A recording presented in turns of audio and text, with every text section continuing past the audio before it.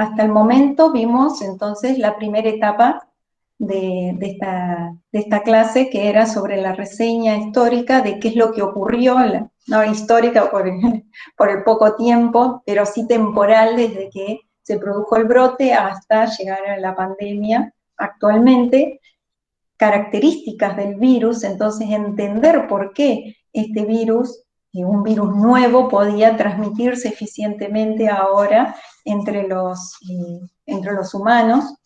Por ejemplo, creo que no lo dije cuando les hablé del salto que se había producido en el caso de SARS-CoV y de MERS.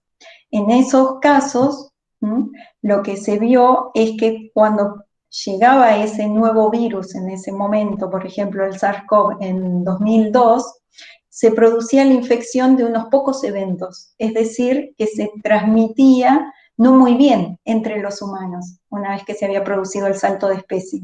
En el caso del MERS, lo que se pudo determinar hasta el momento es que cuando se produce la infección en el humano, es un evento independiente.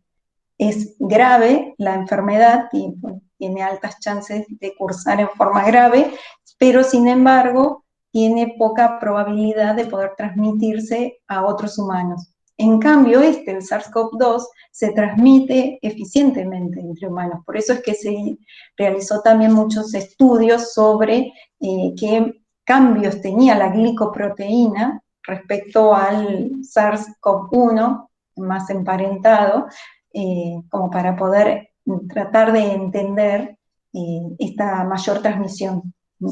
Y también la patogenia que está generando. En esta parte de la clase nos centraremos ahora en todos los aspectos necesarios para poder realizar un diagnóstico virológico o un diagnóstico específico de SARS-CoV-2 de la enfermedad COVID-19. También veremos las distintas intervenciones terapéuticas y de control de la infección, los cuidados intensivos que requiere el paciente en distintos estadios, sobre todo el paciente crítico, y veremos cómo todos estos estudios se tienen que analizar en base a la epidemiología para poder tomar medidas de control para mitigar a dicha enfermedad. En principio, para el diagnóstico necesitamos tener una definición de caso sospechoso, de caso probable. Es decir, necesitamos definir a qué personas vamos a realizarles la determinación, es decir, el diagnóstico. Podemos realizar diagnóstico epidemiológico y clínico. Por lo tanto, necesitamos las definiciones de caso sospechoso. Se ha determinado que este tipo de infección y este tipo de enfermedad necesita una notificación inmediata, para lo cual se cuentan con las fichas epidemiológicas correspondientes. También se ha determinado cuáles son las muestras apropiadas y las técnicas para tomar esas muestras. También se cuenta con métodos auxiliares del diagnóstico, como son los laboratorios de rutina, como hemograma, leucopenia, que se había registrado, como vimos en el apartado de la clase anterior, que cursa con leucopenia, linfopenia, plaquetopenia, y otros marcadores que nos van a ir pudiendo dar un indicio de la gravedad de la enfermedad. También, como métodos auxiliares del diagnóstico, contamos con la imagenología, es decir, aquí podemos utilizar la teleradiografía de tórax o la tomografía axial para poder observar los cambios o daños que se han producido a nivel pulmonar. En primer lugar, tenemos que ver y definir estos casos sospechosos de infección por SARS-CoV-2 y COVID-19. Como hemos visto desde la aparición de este virus emergente, toda la información es muy dinámica, se tiene que ir actualizando en base a las nuevas evidencias científicas, por lo tanto van a encontrar protocolos tanto a nivel nacional del Ministerio de Salud de Nación o del Ministerio, en este caso, de la provincia de Buenos Aires, que van a ir siendo actualizados. Aquí podemos observar la última actualización realizada al 2 de septiembre del 2021, donde podemos encontrar que en las definiciones de caso para COVID-19 se va a considerar a todo paciente que consulte con un cuadro de presentación aguda compatible con las definiciones de caso que vamos a ver ahora y cuyos síntomas hayan comenzado dentro de los 7 días previos a la consulta. Tenemos 3 criterios para considerar las definiciones de caso sospechoso. En el criterio 1 son personas que no están incluidas en el criterio 2, y en el criterio 1 entonces vamos a tener en cuenta toda persona que tenga 2 o más de los siguientes síntomas. Temperatura de 37,5 grados centígrados o más. Habíamos visto al principio que se definía a partir de 38 grados. Luego esto en el tiempo fue disminuyendo para tenerlo en cuenta como uno de los síntomas posibles. También se ha visto con el tiempo que la temperatura de 37 grados o más no siempre está, de hecho muchas veces está ausente. Otra de las sintomatologías a tener en cuenta es la tos o dinofagia, dificultad respiratoria, cefaleas, mialgias, diarreas y vómitos o vómitos, y rinitis y congestión nasal, que esto fue una de las últimas incorporaciones a los síntomas a tener en cuenta. Y estas personas que no tengan otra etiología que explique completamente la presentación clínica. También debe considerarse como caso sospechoso a toda persona con enfermedad respiratoria aguda severa y toda persona fallecida sin diagnóstico etiológico definido que haya tenido un cuadro clínico compatible con COVID-19. Otra de las posibilidades dentro del criterio 1 es que tenga la pérdida repentina del gusto o del olfato, en ausencia de cualquier otra causa identificada. Y esto ya va a constituir directamente un caso confirmado de COVID-19 por criterio clínico epidemiológico. En el criterio 2 vamos a encontrar al personal de salud, residentes y personal de instituciones semicerradas o de estancia prolongada, personal esencial, residentes de barrios populares y pueblos originarios, contacto estrecho de un caso confirmado por laboratorio de COVID-19 dentro de los 14 días desde el último contacto. En este criterio, entonces, ya con un síntoma de los que vamos a ver ahora, o más de estos síntomas, ya están incluidos en criterio 2 de caso sospechoso. Los síntomas que podemos tener en cuenta aquí son temperatura igual o mayor a 37,5 grados, tos o dinofagia y dificultad respiratoria. Nuevamente, la pérdida repentina del gusto o el olfato, en ausencia de cualquier otra causa identificada, también constituye un caso confirmado de COVID-19 por criterio clínico epidemiológico. Y el criterio 3 corresponde al síndrome inflamatorio multisistémico post-COVID-19 en pediatría. Lo que se ha visto es que en niños, niñas y adolescentes de 0 a 18 años, con fiebre mayor a 3 días, y 2 o más de estos siguientes criterios, ya sea que presenten erupción cutánea o conjuntivitis bilateral no purulenta, o signos de inflamación mucocutánea, hipotensión o shock, características de disfunción miocárdica, pericarditis, valvulitis o anomalías coronarias, también evidencia de coagulopatía o síntomas gastrointestinales agudos como diarrea, vómitos o dolor abdominal, y que a su vez presentan marcadores elevados de inflamación como eritrosedimentación, proteína C reactiva o procalcitonina, y que no se les pueda adjuntar otra causa evidente de inflamación, incluida la sepsis bacteriana, el síndrome de shock, estafilocóxicos o estreptocóxicos, entonces van a cumplir el criterio 3, este síndrome inflamatorio multisistémico, para poder realizarles entonces el diagnóstico específico para COVID-19 SARS-CoV-2.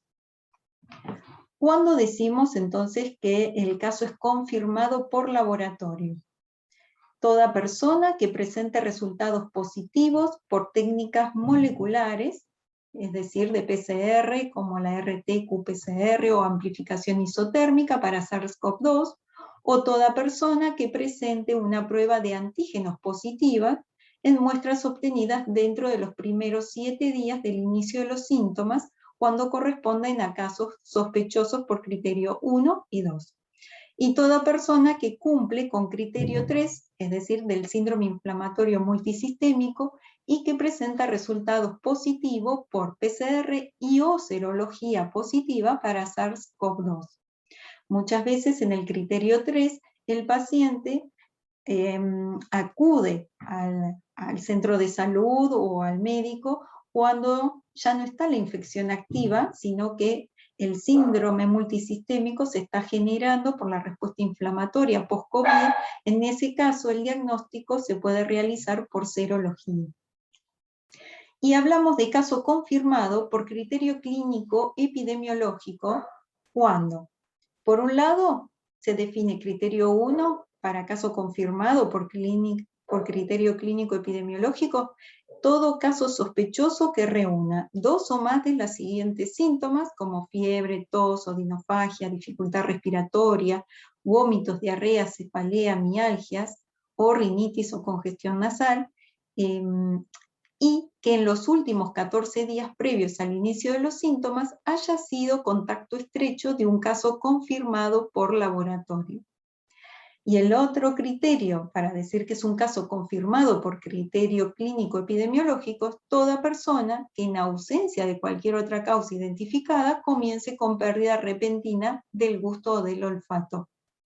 Sin embargo, se procurará el diagnóstico etiológico por laboratorio a los casos confirmados por criterio clínico epidemiológico que formen parte de los siguientes grupos: que sean pacientes que presentan criterios clínicos de internación, que sean pacientes con factores de riesgo, es decir, edad mayor o igual a 60 años, que presenten diabetes, enfermedad cardiovascular o respiratoria crónica, insuficiencia renal, cirrosis, inmunocompromiso u obesidad. También en personas gestantes, trabajadores y trabajadoras de la salud, personal esencial, personas fallecidas sin causa conocida. También es muy importante que en caso de resultado por laboratorio negativo se sostiene la confirmación por criterio clínico epidemiológico.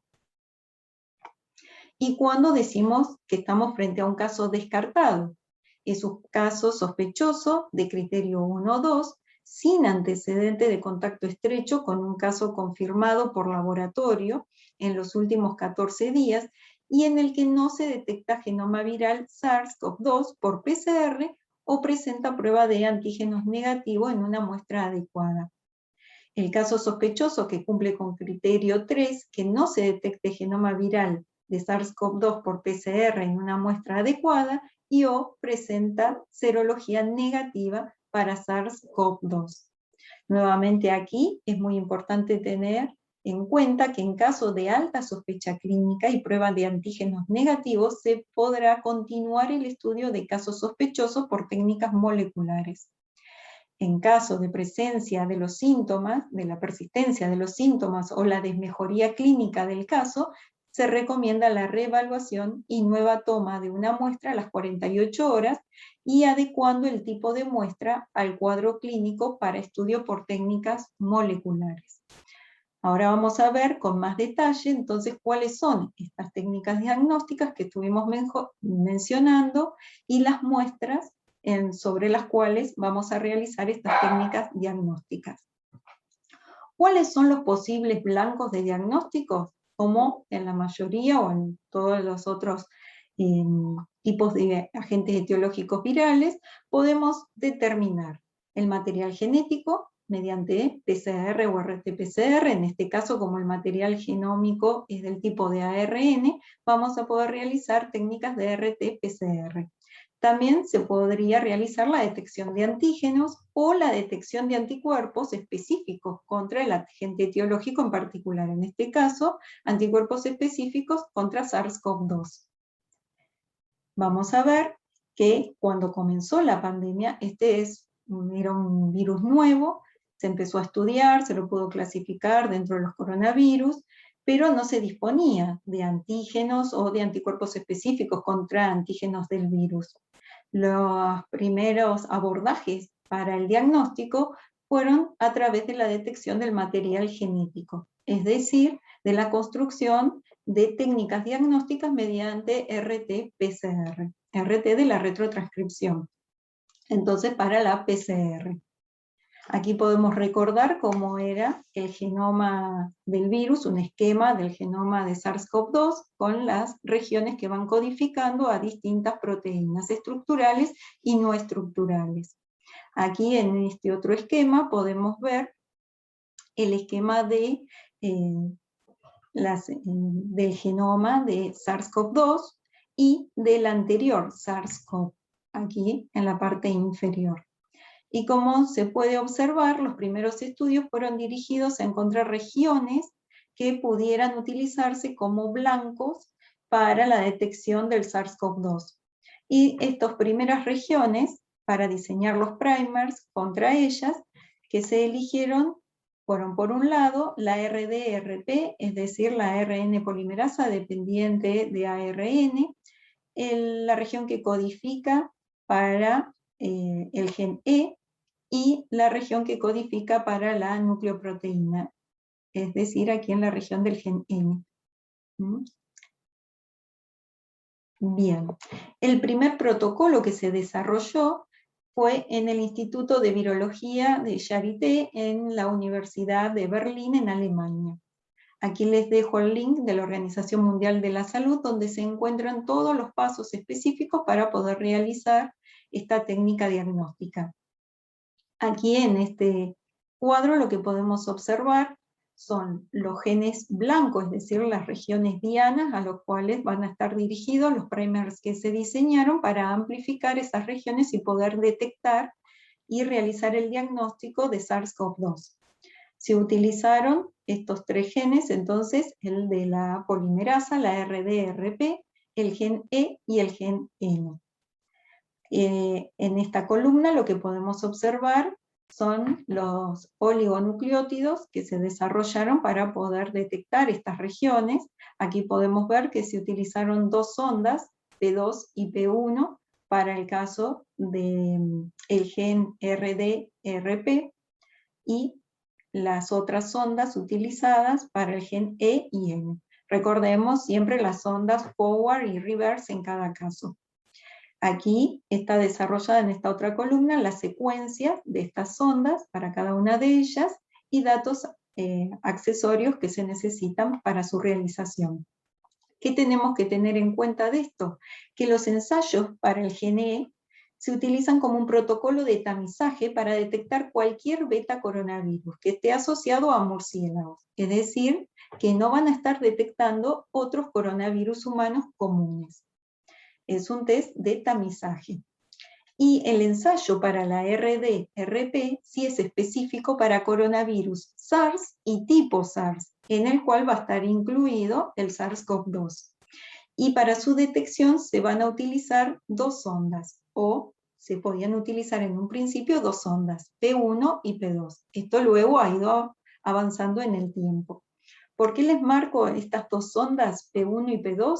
Porque P2 se utiliza y es específica para SARS-CoV-2. En cambio, la sonda P1 no es específica para SARS-CoV-2, sí para SARS y otros tipos de SARS. Por eso es que en un principio se decía que algunos ensayos de RT-PCR que se utilizaban no eran específicos para SARS-CoV-2. En realidad iba a depender de qué tipo de arreglo, es decir, qué tipo de sondas estarán incluidas en esa PCR o en esa RT-PCR. Aquí podemos ver en este cuadro cómo distintos países, en distintos institutos, utilizaban distintos tipos de arreglos para la detección mediante RT-PCR de SARS-CoV-2. Es decir, aquí podemos observar los distintos genes blancos para los cuales habían realizado distintos arreglos para la detección de SARS-CoV-2. Y para poder realizar el diagnóstico, como en cualquier otro tipo de diagnóstico de agentes virales, necesitamos tener en cuenta el cuándo y qué muestra vamos a utilizar. Para poder realizar la detección del material genético, es importante entonces tener en cuenta la carga del virus a la hora de tomar la muestra. Para eso necesitamos tener presente que la carga viral va a depender del día de la toma de muestra, del tipo de muestra que vamos a estar obteniendo y de la gravedad de la infección. Los primeros estudios que se realizaron para poder determinar cómo era el curso de la carga viral durante una infección se realizaron en pacientes que cursaban la enfermedad en forma grave. Aquí podemos observar en este esquema la carga viral versus el tiempo. Luego de haberse producido el contagio, luego de haberse producido aquí la aparición de los síntomas, que está marcado como día 0. Lo que podemos observar es que una vez que se produce el contagio, la carga del virus comienza a elevarse, luego de la aparición de los síntomas, aproximadamente al día 7 u 8, se encuentra el pico de la carga viral y luego comienza a disminuir en el tiempo.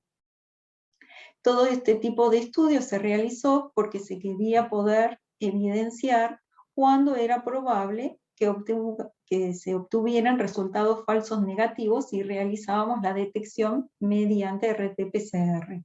Lo que se pudo ver es que si nos vamos hacia los extremos de esta curva de la carga viral en un paciente que está infectado, podemos observar que tanto al principio, es decir, bastante alejado de la aparición de los síntomas, corremos riesgos de tener falsos negativos. Y lo mismo en el extremo, cuando ya nos alejamos bastante, aproximadamente en estos primeros estudios se hablaba que a partir del día 20, luego de haberse producido la aparición de los síntomas, ya íbamos a poder obtener resultados negativos de la PCR. Luego se vio que esto dependía de cuán crítico era el estado de ese paciente o el tipo de enfermedad que estaba desarrollando el paciente respecto de la infección con SARS-CoV-2. Estos tiempos pueden ser más prolongados. Lo que sí, muchos estudios se realizaron para poder determinar que la detección del material genético no está relacionado directamente con la infectividad del virus. Es decir, que una PCR positiva no nos está indicando si está el virus infectivo o no.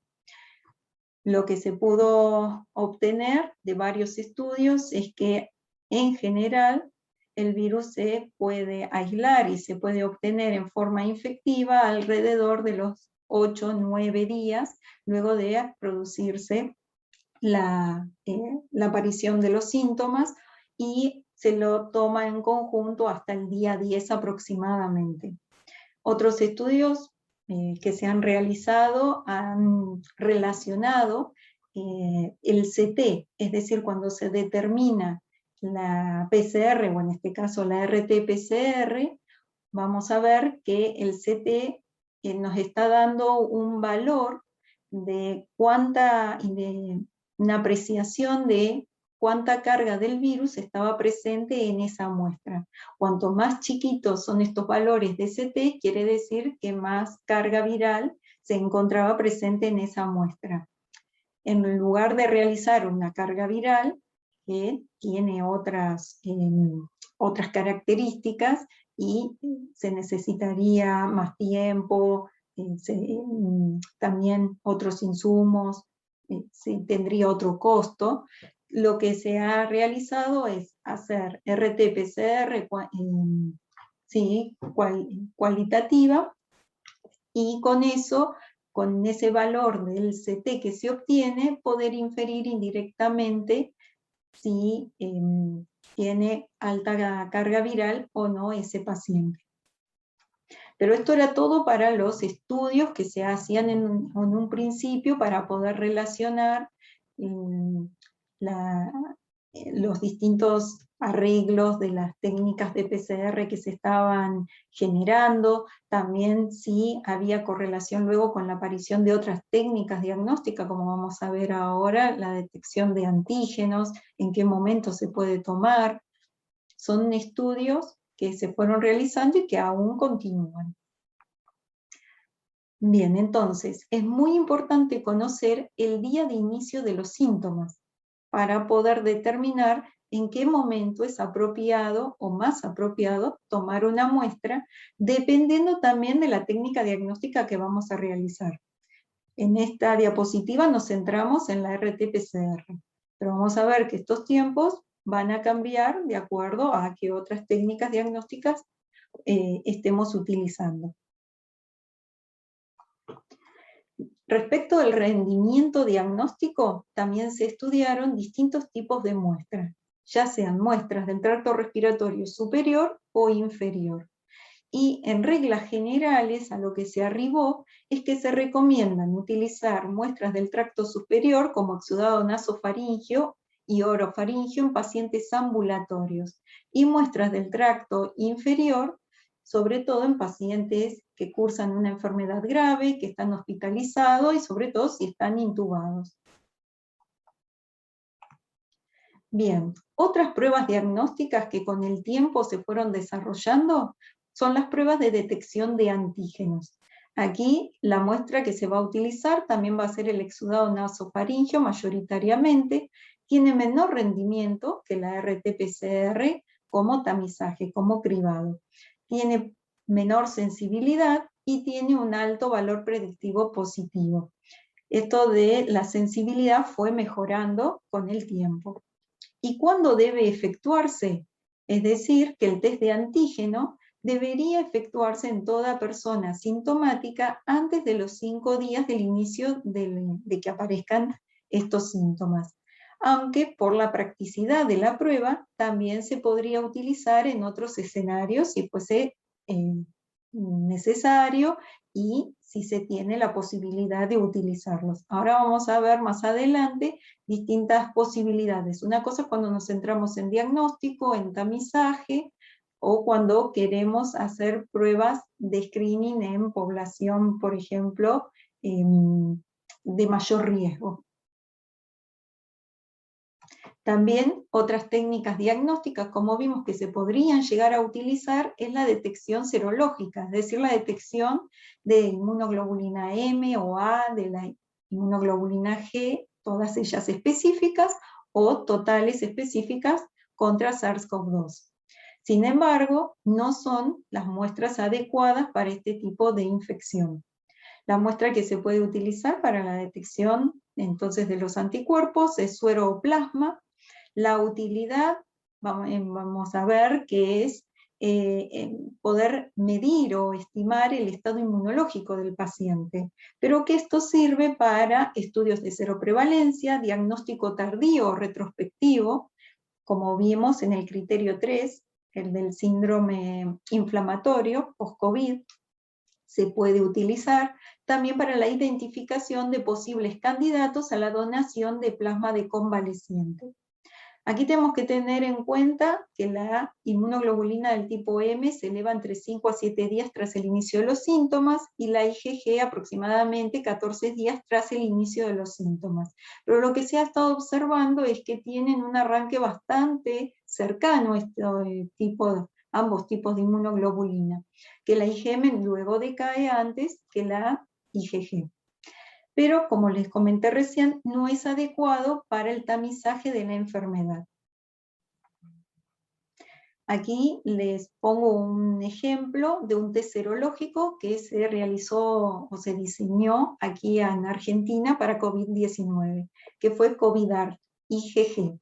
Es decir, que vamos a contar en el mercado con distintos tipos de test serológicos que puedan determinar o IgG sola o a ambos o anticuerpos totales específicos, y, o que puedan ser también específicamente para la IgM contra SARS-CoV-2. Y ellos van a variar en cuanto a su arreglo, si van a determinar el antígeno S o la nucleoproteína o ambos. Es decir, que hay que tener en cuenta el arreglo en particular de cada uno de los test serológicos que están disponibles. Por lo tanto, van a tener distintas sensibilidades y especificidades.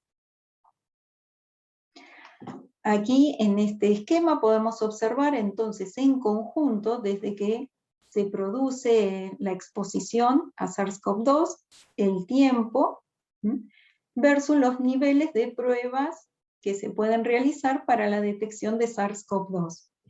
Desde que se produce la exposición, lo que podemos ver es que comienza a elevarse la posible detección del antígeno y del material genético, el ARN mensajero. Ambos tienen sus picos cuando se produce el inicio de los síntomas y se van a mantener. En el caso de ARN, la caída va a ser menos pronunciada que en el caso de los antígenos. ¿Esto qué nos está indicando?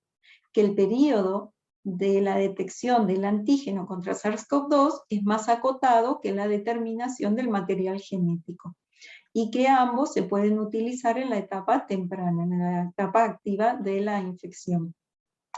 Luego van a ir apareciendo más tarde los anticuerpos, tanto el tipo IgM como IgG. IgM va a decaer antes que la IgG. Es decir, que las pruebas serológicas no son las muestras adecuadas para realizar el diagnóstico de la infección activa. Sí, se pueden utilizar, como vimos, en otros escenarios. Entonces, ¿qué tipo de muestras vamos a utilizar?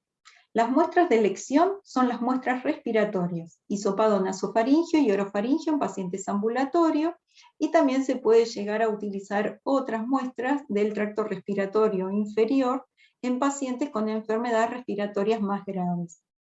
La muestra de esputo no es recomendable inducirla por la generación de aerosoles. Y ahí vemos otro tipo de muestras que se pueden utilizar como aspirado endotraqueal o lavado bronquioalveolar, pero en este tipo de pacientes. Para ensayos complementarios se puede utilizar suero para las pruebas serológicas, y las vamos a obtener en la fase aguda y de convalescencia. Aquí en este cuadro van a poder observar los tipos de muestra, qué materiales son necesarios para realizar esas tomas de muestra, el transporte, la conservación y observaciones de interés. En el caso del hisopado nasofaringio y orofaringio, los materiales para la toma de muestra son los hisopos de dracón o poliéster, no se pueden utilizar los de alginato, y el mango tiene que ser de plástico, no se puede utilizar de madera. El transporte a 4 grados centígrados y la conservación menor o igual a 5 días refrigerado y más de 5 días a menos 70. Aquí les dejo otro tipo de muestras y las condiciones para poder tomar cada una de ellas. Respecto del diagnóstico, ya de estas muestras respiratorias, ¿cómo vamos a tomar el hisopado nasofaringio? Eso lo vimos en las clases anteriores, se realiza de la misma manera. Aquí tenemos que tener en cuenta todas las normas de bioseguridad, que son mayores a las que ya teníamos anteriormente para los virus respiratorios. ¿Por qué? Porque este es un virus emergente, del cual no tenemos tratamiento específico. Entonces, usamos el barbijo N95 como para las otras tomas de muestra para virus respiratorios, las gafas, o puede ser una máscara, cofia, guantes, camisolín, también se tiene que no está indicado, pero también el cubrebotas, completo, todos los elementos de protección personal. Como les nombré recién, bueno, tener en cuenta que los hisopos tienen que ser estériles, de dracón, nylon o poliéster, y con el mango o el palo de plástico. Se recogen estas muestras en un tubo, el cual puede tener medio de transporte viral o solución fisiológica. Lo recomendado a través del ministerio son recogerlo en 2 mililitros de solución fisiológica o del medio de transporte viral. ¿Qué condiciones de transporte tenemos que tener en cuenta para estos tipos de muestras? Todo lo que ya han ido viendo en el trabajo práctico anterior es el triple envase. Y en este caso las muestras tienen que ser refrigeradas, y además solo enviarse las muestras para COVID-19, no estar mezcladas con otras muestras para otras determinaciones. Es importante adjuntar la ficha epidemiológica. Con respecto entonces al diagnóstico por biología molecular, por RT-PCR, se recomienda la detección mediante real-time RT-PCR en muestras respiratorias. Esta es la muestra recomendada en Argentina desde un comienzo y sigue siendo la técnica gold estándar. Luego se han ido agregando otras técnicas diagnósticas. Sirve para la confirmación del laboratorio y para el seguimiento de casos graves. Tenemos que tener en cuenta que las muestras que vamos a procesar entonces para realizar el diagnóstico mediante RT-PCR van a tener que ser llevadas a cabo en un laboratorio de nivel de bioseguridad 2 y que tenga una cabina de seguridad biológica tipo 2 certificada. ¿Y esto por qué? Porque durante el procesamiento de la muestra hasta inactivarla se pueden generar aerosoles. Entonces, toda esa manipulación tiene que estar siendo realizada en la cabina de seguridad biológica tipo 2 hasta entonces que esté el virus inactivo. Las distintas etapas para la realización de la RT-PCR consiste entonces en la inactivación de la muestra, en la extracción del material genético. En general, cuando se va a realizar la extracción del material genético, se trata a la muestra con un buffer, ese buffer ya inactiva la muestra. Una vez que entonces se realizó la extracción del material genético, para realizar ya la RT-PCR propiamente dicha, tenemos que tener en cuenta qué genes vamos a estar identificando en nuestra reacción. Por ejemplo, se pueden utilizar los genes E y el RDRP, los genes del virus, que son parte de los que estaban incluidos en el protocolo de Berlín de Charité.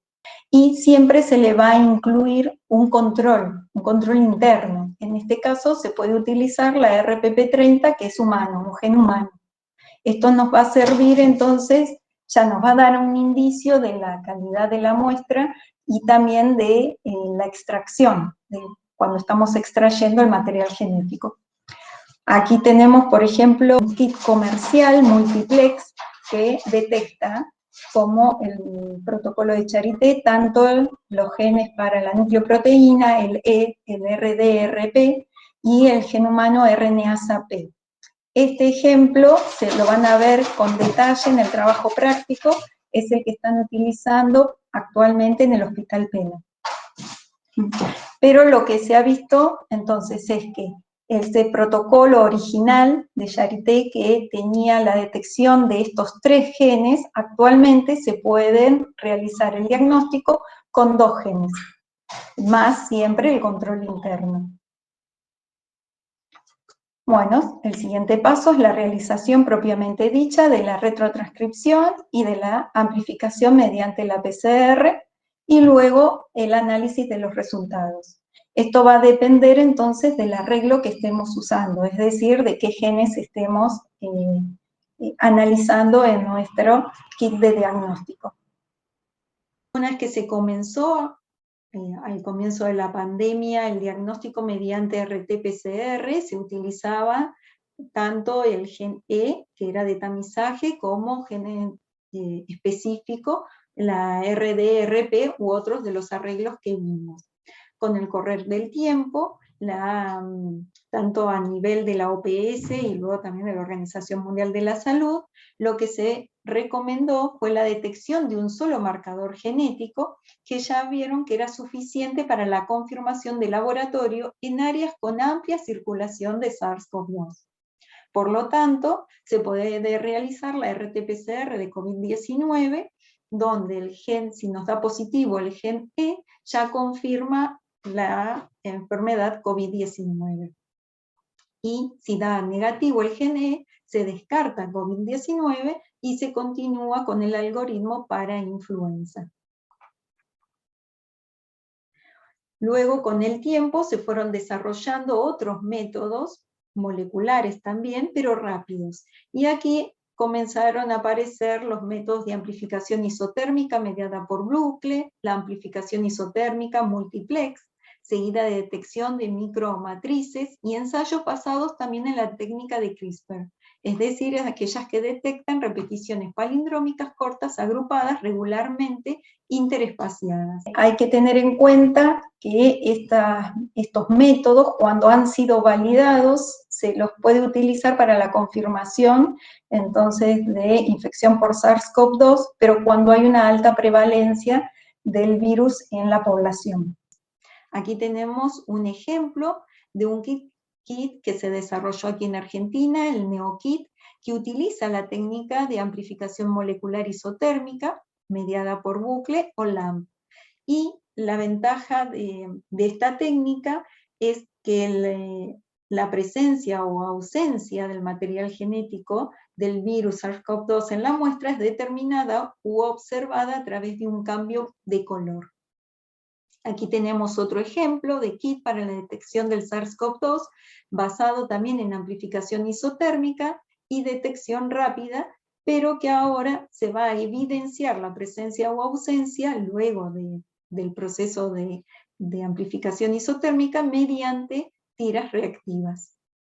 Realmente el equipamiento que se necesita es mucho menor, no se necesita un termociclador aquí con un bloque, alcanza porque este tipo de reacción entonces se mantiene la amplificación a una única temperatura. Hay que tener en cuenta que en algunos de estos kits hay que realizar la extracción igualmente previa del material genético. En esos casos se requiere el nivel de bioseguridad de tipo 2 con la cabina de seguridad biológica, también como vimos anteriormente para la RT-PCR. En otros, no en estos casos, en otros se cuenta ya con la directamente introducción de la muestra en el kit. También tenemos entonces aquí como ejemplos de estas técnicas rápidas en base de biología molecular a lo que se dispone como film array, o también estos ensayos basados en la técnica CRISPR. No me voy a detener mucho, pero también en estos casos el concepto que se maneja es que de la muestra se extrae entonces el material genético, hay una amplificación isotérmica y el material luego es detectado a través de este sistema de RNA guía y de una enzima llamada Cas12, que cuando hay un reconocimiento específico se activa y cliva a sondas del tipo DNA simple. Estas sondas, cuando se produce este clivaje, puede liberarse una partícula de color fluorescente o lo que fuese para ser detectada, o más sencillamente pueden estar asociadas a biotina y entonces poder también detectarlas a través de tiras reactivas. También se realizó el estudio de la utilidad de otro tipo de muestra como es la saliva. Esta muestra tiene la particularidad de ser de mayor accesibilidad, de fácil acceso respecto de otras muestras, como por ejemplo el hisopado nasofaríngeo, también presentar menos molestias en su obtención al paciente y minimizar el contacto entre el personal de salud y el paciente del cual se está obteniendo la muestra. Desde un comienzo de la pandemia se realizaron estudios respecto del uso de la saliva y aquí en Argentina el Instituto Malbrán llevó a cabo un estudio de comparación del uso de hisopado nasofaríngeo orofaríngeo combinado versus saliva para la detección de genoma de SARS-CoV-2 en casos sospechosos de COVID-19. Aquí les dejo el link donde van a poder encontrar toda esta información más ampliada.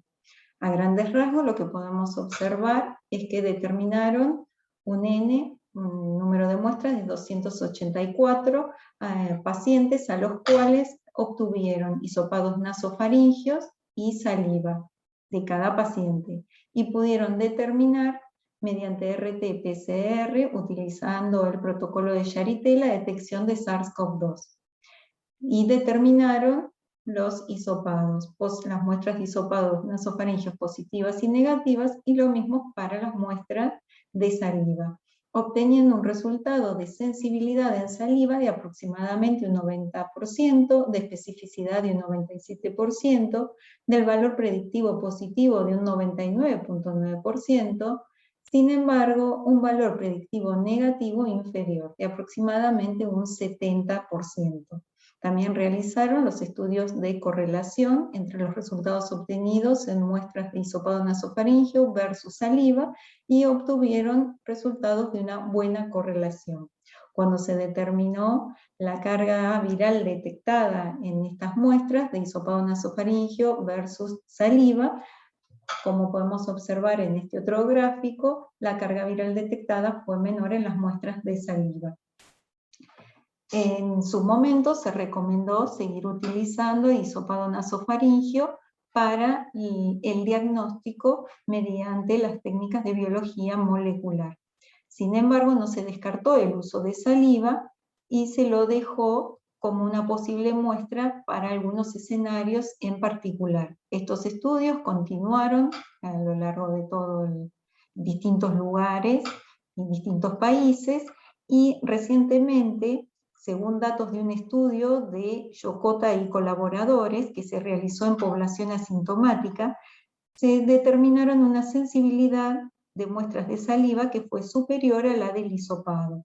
Se obtuvieron resultados de un 92% versus un 86%, y que la especificidad superior al 99%. Con lo cual estos resultados mostraron una vital importancia para su consideración en tamizajes masivos. Recordemos nuevamente entonces que la muestra de saliva es fácil de recolectar y no resulta molesta para el paciente. Sin embargo, hay que tener en cuenta que también el transporte debe ser refrigerado. Esta muestra podría considerarse no solo para pacientes asintomáticos, como se vio, sino también en pacientes sintomáticos en los cuales no se pudiera extraer una muestra del tracto respiratorio o frente a un resultado no conclusivo. En la última actualización del consenso sobre el uso de pruebas diagnósticas de SARS-CoV-2, que otorgó el Ministerio de Salud de la Nación, se enfatizó su utilización en la evaluación de pacientes asintomáticos con riesgo epidemiológico por contacto estrecho. Y en esa actualización se enfatizó que ha sido de mucha utilidad en ciertas jurisdicciones que lo han implementado. Sin embargo, tenemos que tener en cuenta que este tipo de muestra también requiere la extracción de ácidos nucleicos previa a su estudio por PCR en tiempo real o por amplificación isotérmica de LAMP. Además, en la actualidad no se dispone de experiencia sobre el uso de la muestra de saliva para la prueba rápida de detección de antígenos. Otra estrategia que se puede utilizar es el testeo mediante pools. ¿Qué quiere decir esto de mediante pools? Es una técnica que se basa en ensayar una mezcla, es decir, un pool de muestras, ya sean muestras de hisopado nasofaríngeo, hisopado nasal, las muestras respiratorias que se obtengan. Y el número máximo que se considera que se pueden utilizar es entre 4 a 5 muestras. Y esta técnica tiene que estar validada.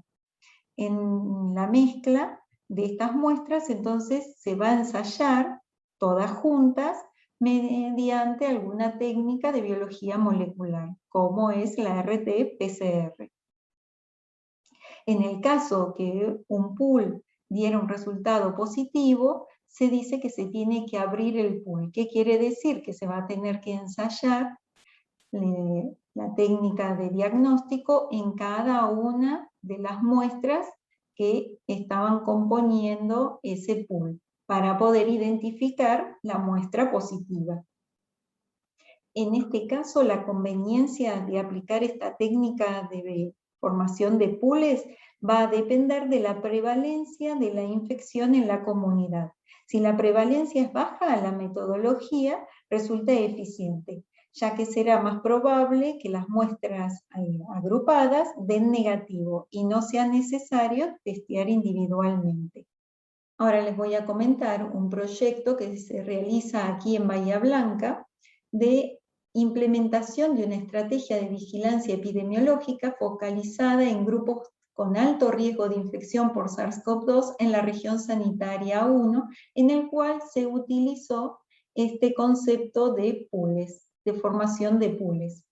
Este proyecto está conformado por el Instituto de Investigaciones Bioquímicas de Bahía Blanca, Universidad Nacional del Sur, el Hospital Municipal de Agudos Dr. Leónidas Lucero, el Hospital Intersonal Dr. José Pena, la Secretaría de Salud Municipal y Región Sanitaria 1.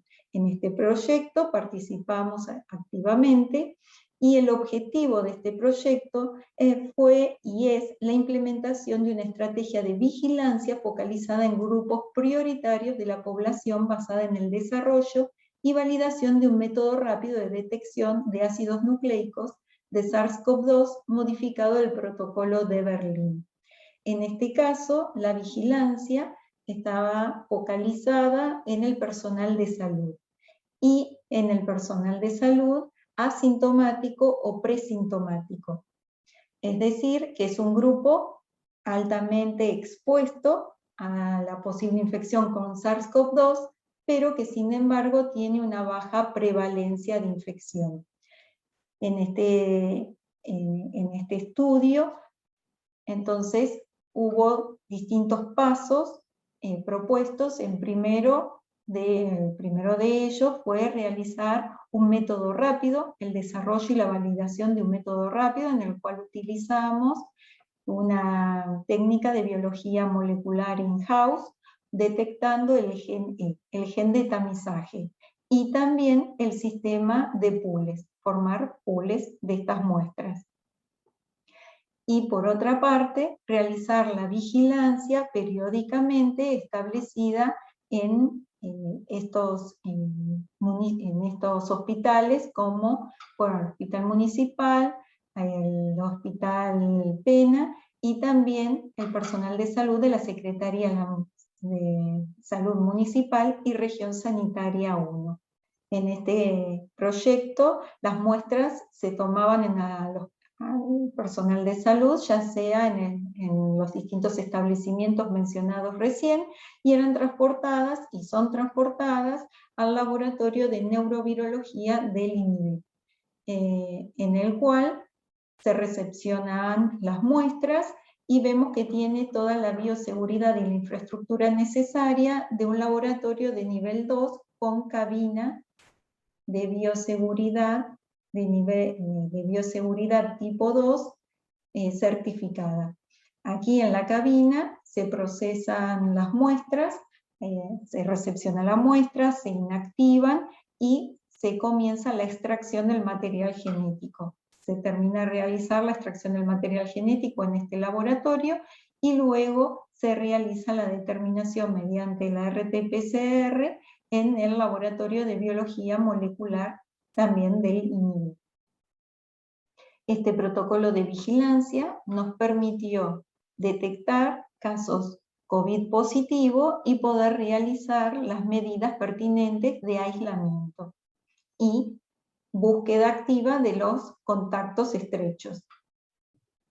En resumen, respecto a las pruebas diagnósticas, aquí les dejo un cuadro comparativo de diferentes técnicas de diagnóstico de SARS-CoV-2, en el cual podemos observar la sensibilidad, especificidad, si se requiere el uso de hisopo o no, si la toma de muestra requiere personal especializado, si se cuenta con equipos de point of care, si se puede realizar la estrategia de pools, es decir, de realizar mezclas de varias muestras, y el tiempo de respuesta. De realizar las técnicas de RT-PCR, ya sean exudado nasofaringeo o orofaringeo versus saliva, o las técnicas de RT-PCR en exudado nasofaringeo, pero con un arreglo de multiplex, o test antígenos, test antigénicos rápidos de última generación en exudado nasofaringeo. Y aquí por último, el test de determinación de anticuerpos, que como ya vimos previamente, no son las técnicas recomendadas, la detección de anticuerpos para el diagnóstico de SARS-CoV-2, salvo en situaciones particulares. Esto se los dejo para que lo puedan mirar luego con más detenimientos, y aquí también comentarios respecto de cada una de estos de cada una de estas muestras. Un aspecto general que también tenemos que tener presente es que la interpretación de los resultados obtenidos en cualquier tipo de ensayo debe ser realizado con cautela. Hay que tener en cuenta las características de la prueba, es decir, la sensibilidad y especificidad, la dinámica de la infección, el momento en el que se toma una muestra, la calidad de la misma, el objeto o el objetivo por la cual se toma una muestra, es decir, si es diagnóstico o seroprevalencia u otro, también la probabilidad basal de tener COVID o la probabilidad pretest. Esta probabilidad basal va a depender de múltiples factores en los cuales se puede incluir la presencia de síntomas, la forma de presentación clínica, la circulación viral en la comunidad, el solapamiento con otros cuadros infecciosos similares, el contacto estrecho con una persona COVID positiva en los últimos 14 días, el estado de vacunación, en haber tenido una infección por SARS-CoV-2 en los últimos 3 meses, etc. Toda esta información la tenemos que tener presente a la hora de interpretar los resultados obtenidos. El Ministerio de Salud de la Argentina, este año, a partir de mayo, nos ha otorgado distintos algoritmos para el diagnóstico de SARS-CoV-2 en distintas situaciones. Aquí podemos ver el algoritmo 1 para el diagnóstico en personas con síntomas compatibles con casos sospechosos de COVID-19, el algoritmo 2 para el diagnóstico en personas pausisintomáticas que no cumplen la definición de caso sospechoso de COVID-19, el algoritmo 3 para el diagnóstico de COVID-19 en personas con síntomas compatibles con COVID-19 y criterio de hospitalización, y el algoritmo 4 para el diagnóstico de COVID-19 en personas asintomáticas. Tengamos presente en todos estos algoritmos que si vamos a detectar la presencia de antígenos de SARS-CoV-2, es muy importante que el paciente se encuentre dentro de los primeros 7 días desde producirse los síntomas. Distinto es cuando estamos en el algoritmo de personas asintomáticas. Aquí podemos observar un resumen del algoritmo diagnóstico según escenarios clínicos. En el caso de pacientes sintomáticos, con la detección o la obtención de un resultado positivo para la detección de antígenos de SARS-CoV-2 es confirmatorio de la infección por SARS-CoV-2.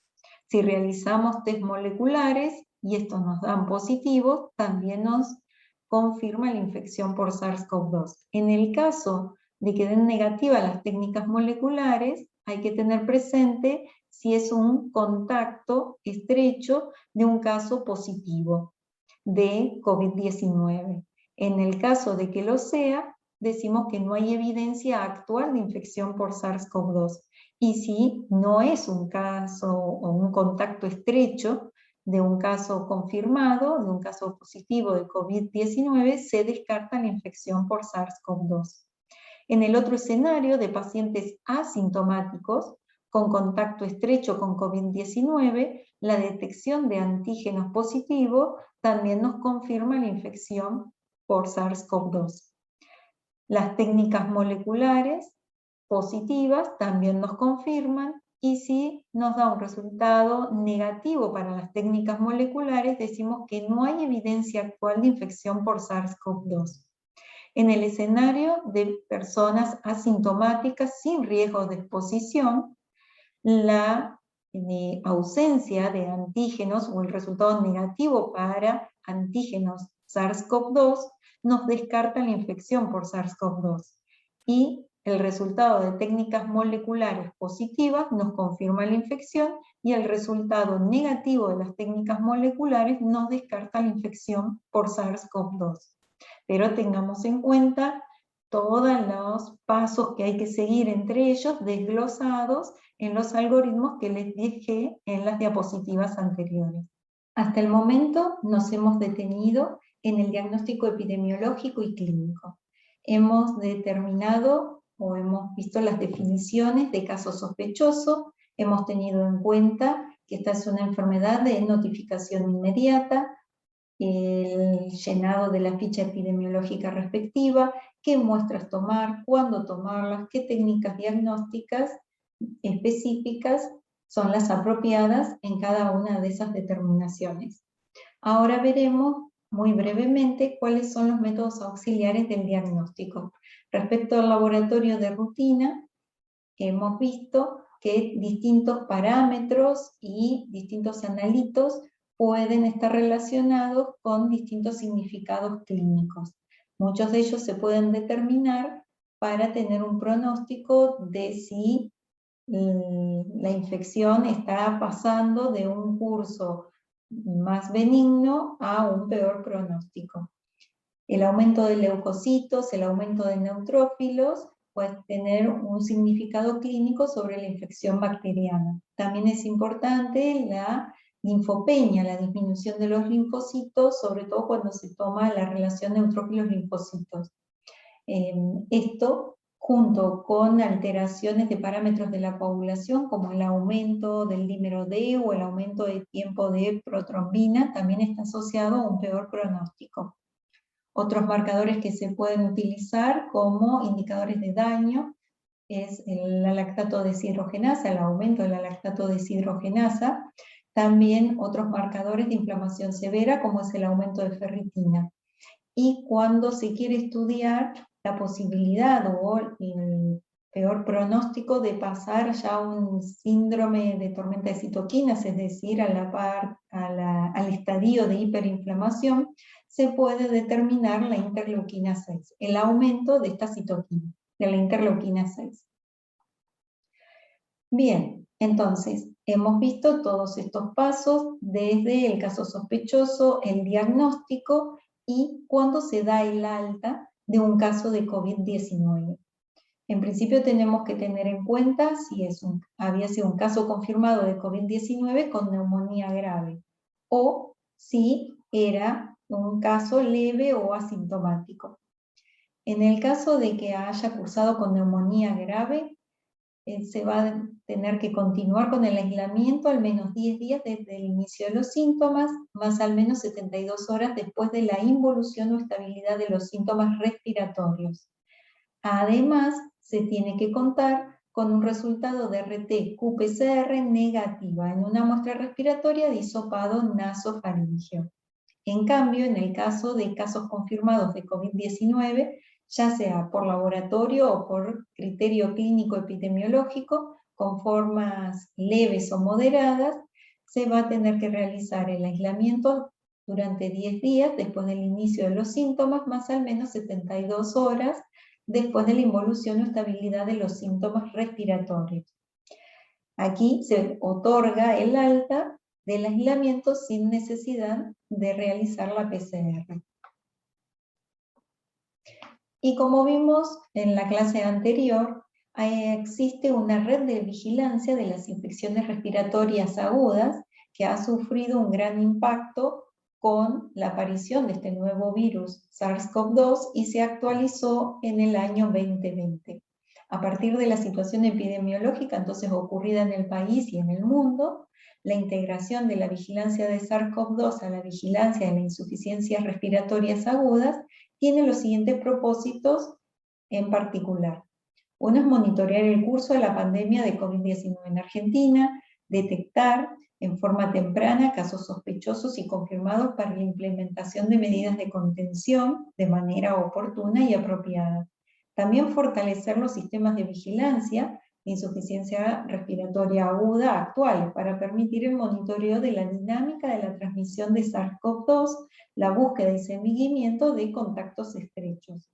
Incorporar la vigilancia de COVID-19 a la vigilancia de rutina virológica de la red de laboratorios de influenza y otros virus respiratorios. Evaluar las características epidemiológicas y clínicas de COVID-19 para orientar acciones de prevención, control y manejo de la infección. También identificar y caracterizar grupos de riesgo de enfermedad grave y mortalidad basados en características poblacionales locales. Evaluar la contribución del virus SARS-CoV-2 como responsable de enfermedad respiratoria para fijar prioridades en la distribución de recursos e implementación de intervenciones en materia sanitaria. Y en áreas con transmisión comunitaria sostenida, monitorear la intensidad de la transmisión y la gravedad de los casos, y el impacto de la infección por SARS-CoV-2 en el sistema sanitario argentino. Todas estas cuestiones se introdujeron en el año 2020 y siguen actualmente. Con respecto al diagnóstico de laboratorio, ya ahora teniendo en cuenta todos los otros agentes etiológicos que pueden estar involucrados en las infecciones respiratorias agudas. Lo que se ha definido de forma de actuar en los casos sospechosos de COVID-19 sin criterio clínico de internación hospitalaria es que se tomará la muestra para el diagnóstico de SARS-CoV-2 en todos los casos que se ajusten a la definición de caso vigente y que requieren confirmación por laboratorio. En esos casos no corresponde estudiar de manera simultánea con inmunofluorescencia indirecta para el diagnóstico de virus estacionales. En cambio, en casos sospechosos de COVID-19 con criterios clínicos de internación hospitalaria, se estudiarán de manera simultánea con inmunofluorescencia indirecta de secreciones nasofaríngeas para diagnóstico de virus estacionales y RT-PCR para diagnóstico de COVID-19. Si tenemos en cuenta los datos que teníamos en el año 2019 de la Vigilancia Nacional de Virus Respiratorios, podemos ver en este gráfico de tortas que principalmente el virus que estaba involucrado era el virus sincicial respiratorio. Un 68% de esta distribución proporcional de virus respiratorios correspondía al virus sincicial respiratorio. Y luego seguían distintos tipos de influenza y otros virus respiratorios. ¿Qué es lo que habíamos visto? Que con la introducción de SARS-CoV-2 en el año 2020, mayoritariamente el 99% de los casos de infecciones respiratorias agudas estaban relacionadas o proporcionadas al SARS-CoV-2. Y el resto, un porcentaje muy pequeño, estaba dado por el otro tipo de virus respiratorio. Aquí en forma más ampliada podemos ver la contribución de los distintos tipos de influenza a esa pequeña proporción de otros virus que circulaban en el 2020. ¿Qué es lo que pasó este año, en el 2021? Sigue siendo mayoritariamente el agente etiológico causante de las infecciones respiratorias agudas el virus SARS-CoV-2. Sin embargo, hay una pequeña proporción de otros agentes respiratorios que están involucrados en patologías de insuficiencia respiratoria aguda, y dentro de ellos se ha visto que principalmente está involucrado el virus sincicial respiratorio. Aquí, en este gráfico, podemos ver la distribución de influenza y otros virus respiratorios identificados por semana epidemiológica y porcentaje de positividad en los años 2017 hasta el 2021. Podemos ver aquí cómo era la distribución habitual de los distintos virus respiratorios y cómo impactó dramáticamente SARS-CoV-2 a la circulación del resto de los virus respiratorios durante el 2020. Y cómo ahora, a partir o cercano a la semana 20 epidemiológica, se han comenzado a elevar los casos del virus sincicial respiratorio. Sin embargo, sigue siendo el principal agente etiológico involucrado en las infecciones respiratorias, el virus SARS-CoV-2. ¿Cómo se maneja un caso de COVID-19? Aquí, muy someramente, lo que tenemos que tener en cuenta es que no se dispone de un tratamiento antiviral específico aún. Se han realizado muchísimos estudios y se sigue realizando estudios para lograr tener un tratamiento antiviral específico. Por ese motivo, el tratamiento es sintomático, de sostén y experimental. Desde que comenzó la pandemia se han realizado innumerables estudios con distintos agentes que pueden llegar a tener características de antiviral, como por ejemplo el lopinavir, ritonavir, remdesivir, cloroquina, hidroxicloroquina, interferón alfa. Y por otra parte, también se realizaron estudios para tratar de neutralizar al virus, como es el caso de la utilización de plasma de convalecientes. Pero todo este tipo de tratamiento se incluyó dentro de protocolos de experimentación. Dos grandes estudios son los que comenzaron desde la aparición de este virus, que fueron el Recovery en Inglaterra y el estudio Solidarity o Solidaridad de la Organización Mundial de la Salud, que continúan. En estos dos grandes estudios se han ido dando de baja algunos fármacos y dando de alta a otros. Por ejemplo, lopinavir, ritonavir y la cloroquina, hidroxicloroquina no han demostrado eficacia. Hay otros que prosiguen los estudios, como el remdesivir, por ejemplo, y otros. Aquí podemos ver nuevamente el esquema de la célula cuando se estaba produciendo la infección viral. Entonces hay distintos pasos en los cuales distintos compuestos pueden actuar inhibiendo, o se probaba, se buscaba que puedan inhibir la replicación del virus. Aquí les dejo distintas páginas donde pueden encontrar los tratamientos que están actualmente en fases de investigación. A grandes rasgos los podemos clasificar en aquellos que inhiben la fusión, es decir, inhibidores de la entrada de SARS-CoV-2, como podemos observar aquí, inhibidores de la traducción de los polipéptidos y en proteínas, en componentes proteicos, es decir, inhibidores de proteasa.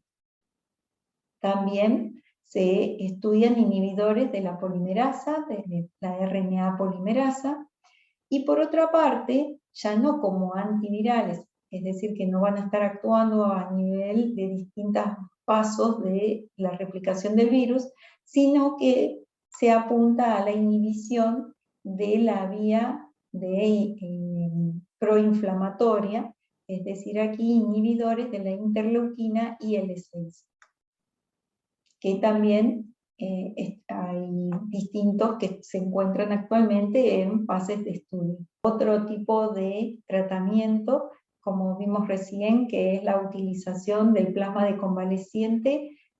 Se han realizado múltiples estudios, los resultados han sido controvertidos, esto depende del tiempo en el que se administran, el cuadro de infección que presenta el paciente. Todavía se continúan con este tipo de estudios.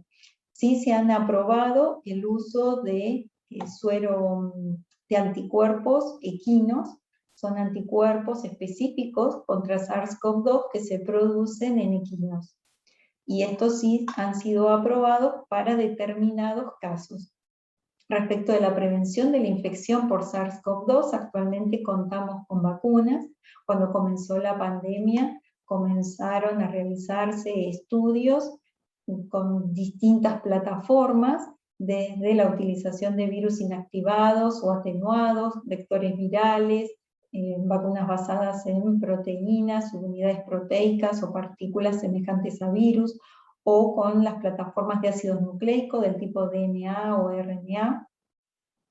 Y todos estos estudios han ido progresando y actualmente continúan. Ya disponemos de vacunas con distintos tipos de plataforma y siguen todavía realizándose estudios.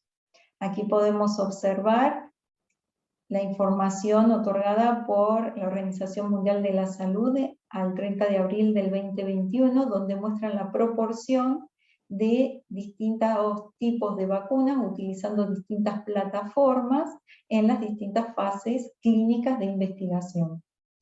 Y aquí les dejo un link donde pueden encontrar cómo va variando el número de distintos tipos de vacunas que se encuentran tanto en fase 1, 2 o fase 3 de las fases clínicas de estudio, o si ya cuentan con la autorización temprana o la aprobación, o si han sido abandonadas.